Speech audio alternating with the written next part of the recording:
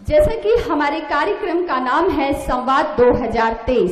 संवाद 2023 मतलब चुनाव के लिए अब बहुत कम समय बचा है। 4.5 साल कांग्रेस का शासन था, तो रायगढ़ के जो हमारे जनप्रतिनिधि हैं, विपक्ष में जो भाजपा है, उन सारे प्रतिनिधियों से, जनप्रतिनिधियों से सवाल होंगे, जवाब होंगे, क्योंकि रायगढ़ की जनता ये जानना चाहती है कि आपने पिछले 4.5 साल में कितने वायदे पूरे किए, अभी आपके ऐसे कितने काम हैं जो आप करना चाहते हैं, या अगले आने वाले चुनाव में जनता के बीच आप किन मुद्दों को लेकर जाएंगे।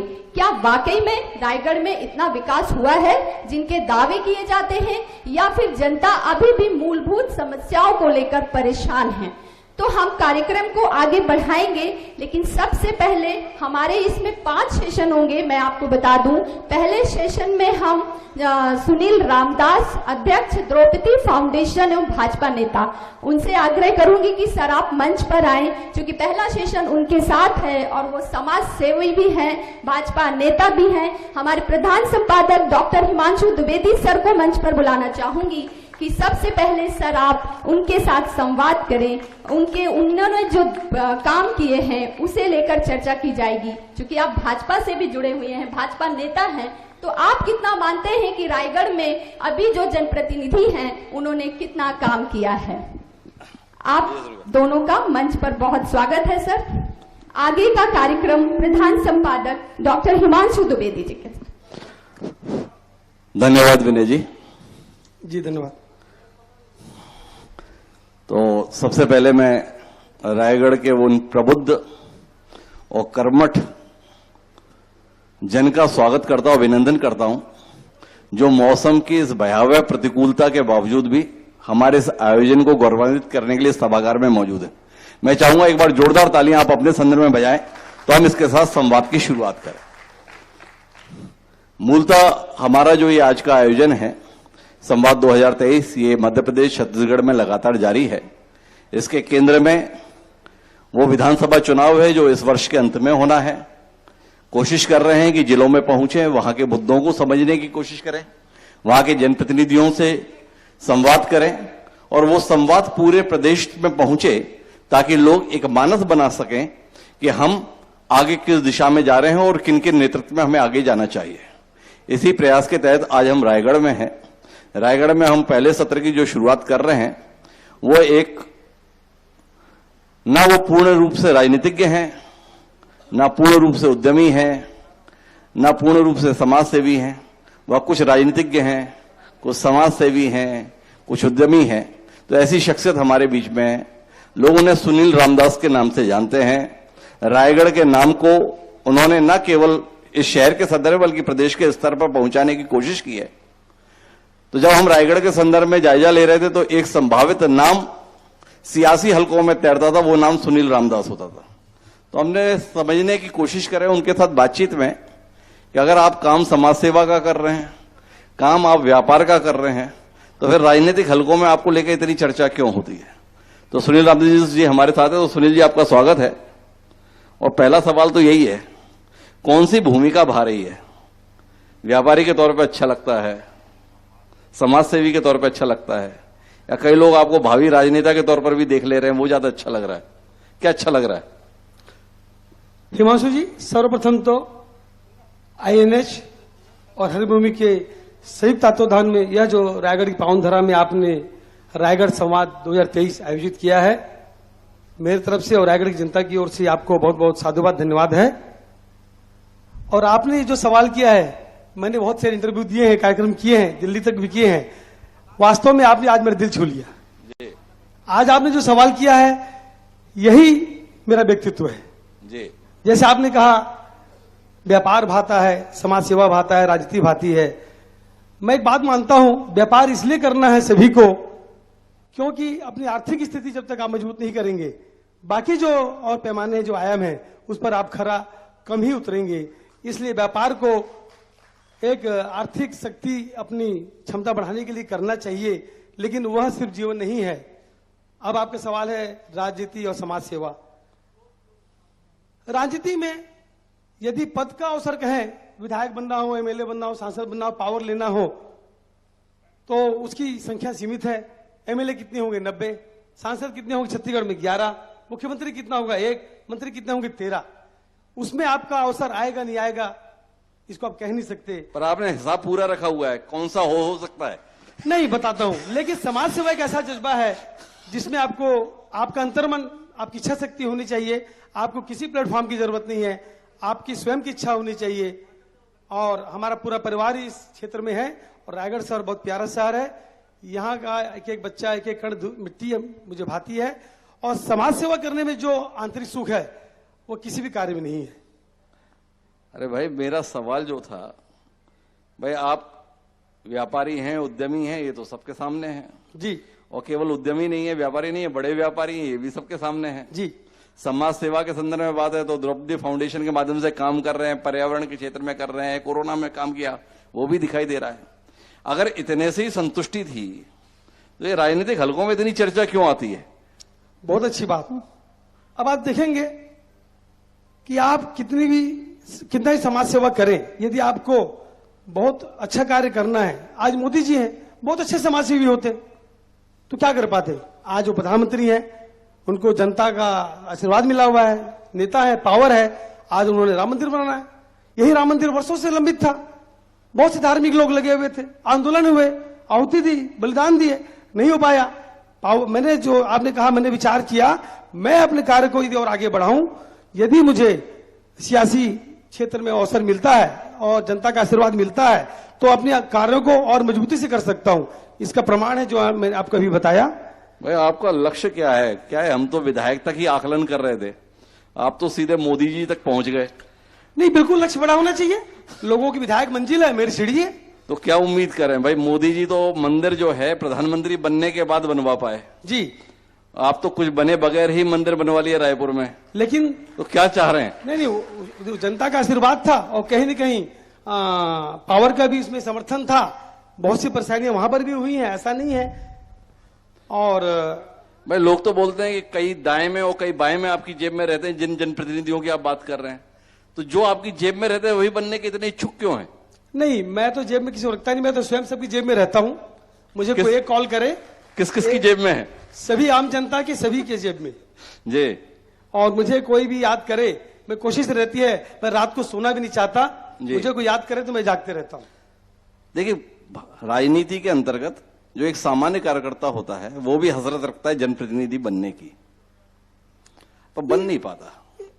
सुनील रामदास जी ने व्यापार के क्षेत्र में बड़ा काम किया, ये जनप्रतिनिधि होने की कसौटी तो नहीं हो सकता। ऐसा किए क्या समाज के लिए जिसके संदर्भ में लगे कि भाई सुनील रामदास के नाम पर विचार होना चाहिए? बिल्कुल सही कहा आपने। अभी तो नवीन नितिन जी का आगमन रायगढ़ में हुआ था, मैंने होटल ट्रिनिटी में, मैंने वहां पर तो कहा, आप प्रभारी बनकर आए हैं, 90 विधानसभा में आपको 90 प्रत्याशियों को चयन करना है, आप 1-to-1 काउंसलिंग कीजिए कि भाई आप क्यों लड़ना चाहते हैं, क्यों विधायक बनना चाहते हैं, क्यों नेता बनना चाहते हैं। बहुत सही सवाल कहा आपने, ये जरूर पूछना चाहिए, तभी उसका अवसर देना चाहिए। नहीं, लेकिन आपको क्यों देना चाहिए? हमारा तो सवाल आपसे है जी, मुझे इसलिए देना नितिन चाहिए। नवीन जी को क्या करना चाहिए वो उनसे पूछ लेंगे। सुनील रामदास जी के नाम पर विचार हो, किया क्या है ऐसा जो विचार हो? नहीं किया मतलब वैसे तो मैं चीटी के समान हूं, मैं अपनी गुणगान तो कर नहीं सकता कि मैंने बहुत कुछ किया है, लेकिन मेरी कैपेसिटी में, इंडिविजुअल कैपेसिटी में मैं जितना कर सकता हूं कर रहा हूं। अरे वही तो पूछ रहा हूं जी, क्या क्या किए भाई? इतना जीवन जिए, किसकी जिंदगी में क्या बदलाव लाए? रायगढ़ शहर है, रायगढ़ शहर में क्या करके दिए सुनील रामदास जी, जिसके कारण से लोगों को लगे भाई प्रकाश नायक जी, विजय अग्रवाल जी जैसी चुनौतियां जिनके बीच में है, उसमें लोग सुनील रामदास को चुन लें, क्यों? सर्वप्रथम हिमांशु जी, मैं चुनौती तो मानता ही नहीं हूं, क्योंकि मेरे अपने विजन है, दूसरे को है? मेरा अपना विजन है, रायगढ़ शहर अपना शहर है और रायगढ़ शहर में काम करने की बहुत अवसर है। क्या अवसर है? वही तो पूछ रहा हूं मैं। रायगढ़ में आप देखेंगे, रायगढ़ एक रियासतकालीन शहर रहा है, गलियों का शहर रहा है, और यहाँ पर बढ़ती आबादी, बढ़ते उद्योग के साथ चुनौतियां बहुत ज्यादा अभी निर्मित हो गई हैं। पूरे रायगढ़ की बेतरतीब बसाहट, कहीं पर भी कंस्ट्रक्शन होना, सड़कों का सकरा होना, पार्किंग व्यवस्था नहीं होना, ड्रेनेज सिस्टम ध्वस्त होना, और आप देखेंगे कि 30-40 साल पहले से जो दुकानें बनी हुई हैं शहर में, 10 बाई 12 की, 150 फुट की, 200 फुट की, क्योंकि व्यापारी वर्ग अभी वहीं बैठा है, वो छोड़ नहीं सकता अपनी दुकान को।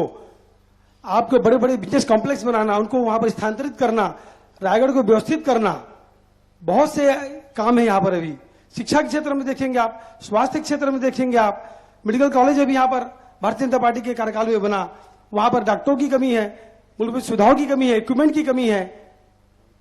ऐसे ही और भी शिक्षा के क्षेत्र में आप कहेंगे विश्वविद्यालय होना चाहिए। और मेरा एक सवाल है सुनील जी। जी बोलिए। रायगढ़ में ये कमी है, रायगढ़ में ये होना चाहिए, रायगढ़ में वो होना चाहिए।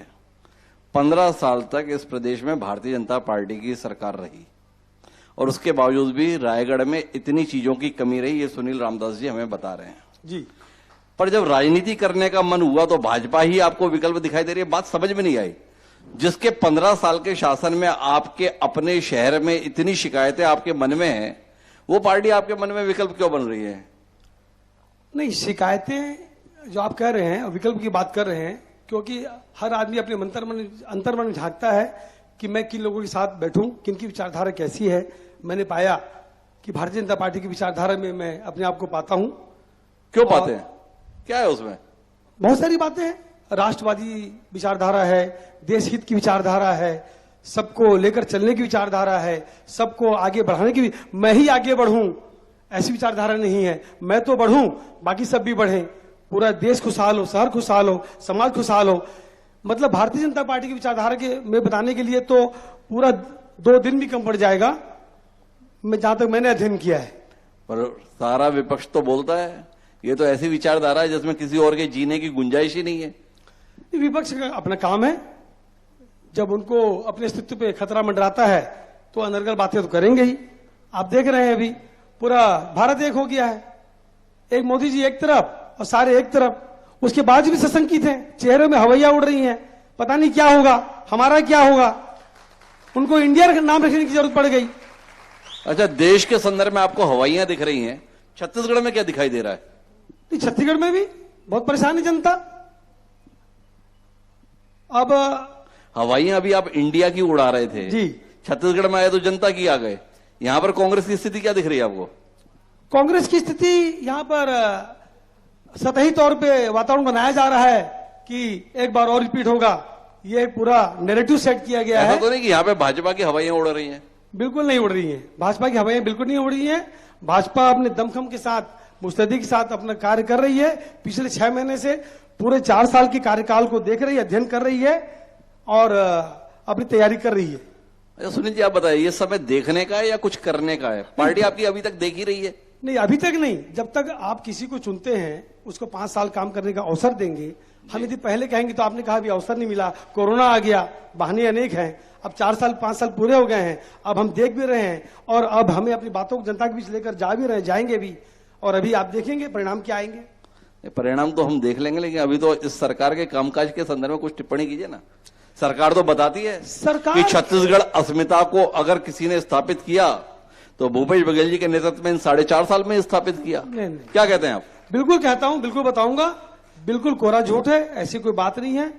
पूरे 5 साल में आप देखेंगे, मैं तो कई जगह चर्चा करता हूं, बात करता हूं, तो धान का 2500 रुपए मूल्य की बात करते हैं। मित्रों, बताना चाहूंगा, सिर्फ धान का 2500 रुपए हमें मूल्य मिला, इसी की बात करते हैं। इसका आप अध्ययन करेंगे, केंद्र सरकार का उस समय एमएसपी दर 1800 रुपये था, आज 2200 रुपये हो गया। इनका 2500 रुपये चल रहा है, अभी 2600 बोल रहे हैं। इन्होंने उल्टा इन्होंने पैसा बचा लिया।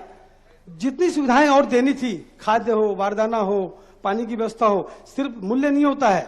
एक किसान के लिए जितनी सुविधाएं देनी थी वो सारी छीन ली गई, उल्टा 2500 रुपये देकर इन्हें पैसे बचा लिए। अच्छा, तो आपका क्या मानना है, भारतीय जनता पार्टी को क्या करना चाहिए? भारतीय जनता पार्टी को भी 2500 रुपए देना चाहिए? एक मिनट हिमांशु जी प्लीज, और बताना चाहूंगा। और पूरे प्रदेश में आप घूमिए, रायगढ़ में घूमिए, केलो बांध पहले का मिलेगा, मेडिकल कॉलेज पहले का मिलेगा, गोपिका जी का भी सूरजगढ़ का पुल पहले का मिलेगा, ऑडिटोरियम पहले का मिलेगा। एक भी काम 5 साल में, न केवल रायगढ़, पूरे प्रदेश में कांग्रेस के पास गिराने के लिए नहीं है कि हमने किया है। और आप देखेंगे मैनिफेस्टो का जो वादा था इनका, उसको तो करना दूर जी, इनकी लोक लुभावन घोषणाएं अभी भी जारी हैं, तत्काल जारी हैं। आपको बताता हूं 20 कुंटल की बात, ये जो जी। 20 कुंटल की घोषणा 1-2 महीने पहले हो गई, इनकी हड़बड़ा, इनकी बौखलाहट देखिए, हड़बड़ी देखिए जी मौजूदा कांग्रेस सरकार की। अभी चुनाव आया नहीं है, 20 कुंटल देंगे, 20 कुंटल देंगे, 20 कुंटल देंगे। आप समझिए इनका डर। जी आपको बताऊं, दिल्ली में मीटिंग हुई थी केंद्र सरकार के साथ, छत्तीसगढ़ शासन की।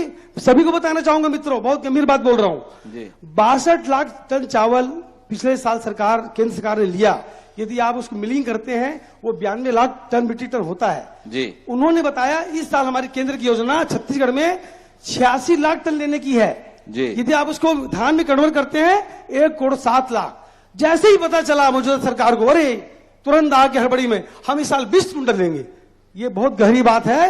केंद्र सरकार ने पहले घोषणा कर दी है 62 लाख टन चावल की एवज में अब इस वर्ष केंद्र सरकार 86 लाख टन चावल लेने जा रही है। एक बात बताइए सुनील जी, जब आपके पास इतना हिसाब किताब है जी, तो फिर भारतीय जनता पार्टी घोषणा क्यों नहीं करती है? भारतीय जनता पार्टी क्यों नहीं कहती कि हमारी सरकार बनी भारतीय तो हम जनता 20 कुंटल देंगे? भारतीय जनता पार्टी क्यों नहीं बोल रही कि हम भी 2800 रुपए धान की कीमत देंगे? क्या संकोच है भाजपा को? जब सब कुछ केंद्र से हो ही रहा है आपके अनुसार, तो फिर कहने में क्या था? भाई साहब, घोषणावीर और कर्मवीर फर्क है। जी कांग्रेस घोषणावीर है और भाजपा कर्मवीर है। तो भाजपा के संदर्भ में आप बता रहे हैं कि कर्मवीर है, कांग्रेस घोषणावीर है, तो आप क्या कहना चाह रहे हैं? कांग्रेस ने जो धान की कीमत देने का वादा किया था, वो वादा पूरा नहीं किया? बिल्कुल नहीं किया। 4 किस्तों में दिया, रुला कर दिया, मेड़ का रकबा काटा, 10 रुपया किलो में वर्मी कंपोस्ट धूल धक्कड़ देने के लिए बाध्य किया।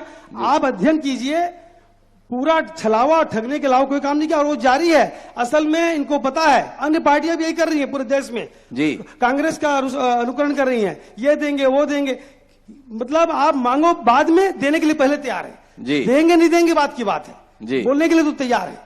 घोषणावीर जो मैंने इनको इंगित किया है, इनके कार्यशैली को आप देखिए। आप भी हिमांशु जी पूरे इतना कार्यक्रम जब आप इतने कर्मवीर पार्टी का हिस्सा हैं जी, तो विचार नहीं किए सुनील रामदास जी आप कि आपकी पार्टी का पिछले विधानसभा चुनाव में इतना बुरा हाल क्यों हुआ? बिल्कुल बताता हूं। हमसे चूक हुई, 15 साल का शासन रहा, कुछ नाराजगियां भी हुई, कार्यकर्ताओं से गलती भी हुई। हम अंतिम साल का बोनस नहीं दे पाए, हमारी मजबूरियां थी कुछ, हमने खामियाजा भुगता। हम जनता क्षमा मांगते हैं, अपनी गलती को हम भूल सुधार कर रहे हैं और आने वाले समय में इनका जो भी वादा रहेगा किसान भाइयों के लिए, वो कितना सहयोग करेंगे नहीं करेंगे पता नहीं, लेकिन उनसे बेहतर हम जरूर करेंगे। अच्छा, आप अपनी गलतियों के लिए माफी मांग रहे हैं। जिन्होंने ये गलतियां की उनके साथ क्या करने जा रहे हैं? उनका भी होगा हिसाब किताब, सबका होगा। जो अच्छा कार्य करेंगे सामने आएंगे, जो नहीं करेंगे वो भगाए जाएंगे। तो आपकी पार्टी इतनी आसानी से भगा देगी? इसमें आसानी और उसकी कोई आवश्यकता नहीं है। जो काम करेगा, जिसका आकलन उनका भी होगा जी कि किसने काम किया है और जनता में कौन अभी स्वीकार योग्य है। और यदि कोई भी दल, मैं खाली भारतीय जनता पार्टी नहीं कहता हूं, यदि प्रत्याशी चयन करने में कांग्रेस भी भूल करेगी जी तो उसको भी खामियाजा भुगतना पड़ेगा। अच्छा, अब अपन आखिरी बातचीत के स्तर पर चलते हैं। जी, आपको नहीं लगता आप जिस प्रतिभा के आदमी हैं, कहां ये चुनावी झंझट में पड़ा जाए? इससे बेहतर विकल्प है राज्यसभा जैसी व्यवस्था संविधान निर्माताओं ने इसलिए बनाई थी कि भाई जो समाज के प्रभावशाली तबके के लोग हैं, जो समाज के काबिल लोग हैं, उनको उस रास्ते से जनप्रतिनिधि बनाया जाए, इस रास्ते से नीति निर्माताओं के तौर पर भूमिका बनाई जाए। उस दिशा में क्या ख्याल है सुनील जी? देखो मासूम जी, मैं आपको बताऊं, राजनीति करने की आवश्यकता के बारे में बताता हूं। मैंने अध्ययन किया, अपने अंतर्मन से पूछा और वास्तव में बारंबार मित्रों से पूछते रहता हूं कि क्या मुझे राजनीति करना चाहिए, क्या मुझे राजनीति करना चाहिए। तब मैंने पाया कोई व्यक्ति नौकरी करता है, 62 साल में रिटायर हो जाता है जी। कोई व्यक्ति व्यापार भी करता है, लगभग 62-65 साल में रिटायर हो जाता है। समाज सेवा भी जब करता है तो कहीं न कहीं वो सोचता है कि यार जरूरत क्या है, क्योंकि वो इच्छा का क्या है, इच्छा हुई तो हुई, नहीं हुई तो नहीं हुई। उसमें भी कहीं न कहीं उम्र का प्रभाव पड़ता है। लेकिन यदि आप सियासत के साथ जुड़ते हैं, जनता के साथ जुड़ते हैं, पावर के साथ जुड़ते हैं, आप अब्दुल कलाम को ले लीजिए, भाषण देते थे, समर्थन मिल रहा है कि नहीं मिल रहा है सुनील जी? सीधा सवाल है। नहीं, परिवार के समर्थन में मैंने महसूस किया कि उन्होंने देखा कि नहीं भैया की इच्छा है जी, तो वो भी अब साइलेंट है, कोई बात नहीं, कर लीजिए। लेकिन बहुत ज्यादा स्वीकृति तो नहीं है, बहुत ज्यादा स्वीकृति नहीं है। और मैं तो चाहूंगा यदि मुझे अवसर मिला तो विधायक नहीं, समाज सेवी विधायक के रूप में पूरे देश में पहला आदमी लिखा जाएगा। तो अब आखिरी सवाल है, मैंने सवाल किया था आपसे कि वो घर से समर्थन है कि नहीं, उसमें भी आपने हमें बहका दिया। बोले वो लोग बोले भैया के अमन है तो ठीक है। भैया हमने भैया के संदर्भ में थोड़ी पूछा था, हमने तो आपकी पत्नी के समर्थन के विषय में पूछा था। आप इतना मौन क्यों हो गए? वो तो पूजा करती है कि ये सफल ना हो। तो सुनील रामदास जी की पत्नी की सहमति जिस कार्य में नहीं है, सुनील रामदास जी उस कार्य के लिए अपना मानस बनाए हुए। एक बात कहना चाहूंगा, मेरी पत्नी से ऐसी बात हो रही थी, किसी समय मैंने गलती से कह दिया या मन में भाव में आए कि बबीता मैं सिर्फ तेरे लिए नहीं बना हूं, मैं किसी और लोग के लिए भी बना हूं। आज तक सुनाती है, हाँ आप तो मेरे लिए नहीं बने हो। पर किसके लिए बने हैं ये सुनील रामदास जी को जो है सवाल का उत्तर खोजना है। नहीं, तो सुनील जी आपसे आखिरी सवाल है मेरा जी। इस कार्यक्रम के अंतर्गत कि अगर इस विधानसभा चुनाव 2023 में पार्टी विचार करती है तो क्या मुद्दे लेकर आप जनता के बीच में जाएंगे?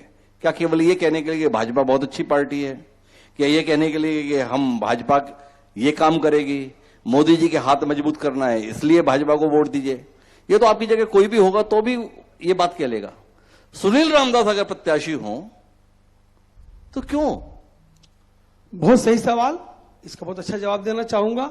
मैं मोदी जी की, भाजपा की रीति की बात तो करूंगा ही, वो हमारे सब कुछ है, लेकिन मैं अपना कमिटमेंट दूंगा रायगढ़ की जनता को कि रायगढ़ की जनता के प्रत्येक के चेहरे में मुस्कान हो, मेरा सीधा संवाद हो, और जितने भी सेक्टर में जिसको जो परेशानियां हैं, जो उनकी जरूरतें हैं, चाहे वो शिक्षा हो, स्वास्थ्य हो, सड़कें हो, आपके संगीत कला के महाविद्यालय की जो राजा चक्रधर की नगरी है रायगढ़, आज राजा महल है, जर्जर स्थिति में पहुंच गया है, उनके परिवार से चर्चा करके उसको संग्रहालय के रूप में स्थापित करना हो। सेठ किरोड़ीमल आप देखेंगे शहर में उस कालखंड में 6 दशक पहले स्कूल, कॉलेज, खेल मैदान, कॉलोनी, आपके कुएं, तालाब, बावड़ी का उन्होंने निर्माण कराया था, जो आज भी नहीं सोच सकता।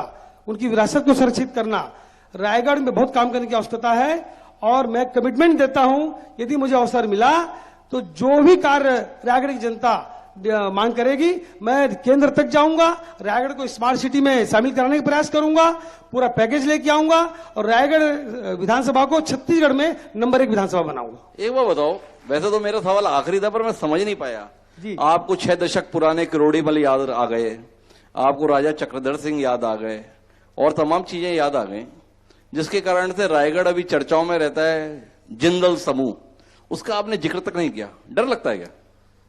रायगढ़ की जनता ने डरना सीखा ही नहीं।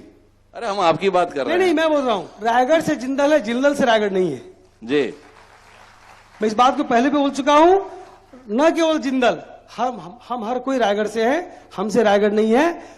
और जिंदल की चर्चा जहां तक की बात कर रहे हैं आप, भाई जब कोई उद्योग आएगा परेशानियां तो होंगी, आपका आर्थिक विकास भी होगा, इसीलिए हम वृक्षारोपण करते हैं, क्योंकि यहाँ पर उद्योगों ने पांव पसारा है तो निश्चित रूप से पर्यावरण को नुकसान पहुंचा है।